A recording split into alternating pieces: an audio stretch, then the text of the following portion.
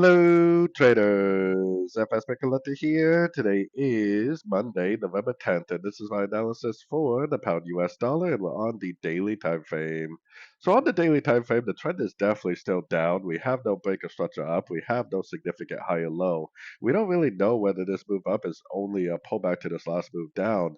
So if we do get a break to the downside at a Fibonacci retracement level on shorter time frames, we definitely want to stop looking for longs and start looking for shorts again because the higher time frame trends are always your friend. This move up possibly could just be a pullback to this last wave down.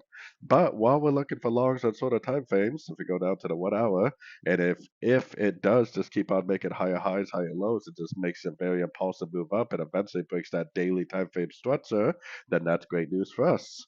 On the other hand, while we're looking for longs, if it goes to a Fibonacci retracement level, breaks structure to the downside, then we would simply stop looking for longs and start looking for shorts again, because we have to keep in mind that the daily and weekly is in a downtrend, and this move up possibly could just be a retracement to this whole last wave down on the daily time frame. So anyways, don't forget to check out my website linked over here in the corner, and as always, thank you for watching and happy trading.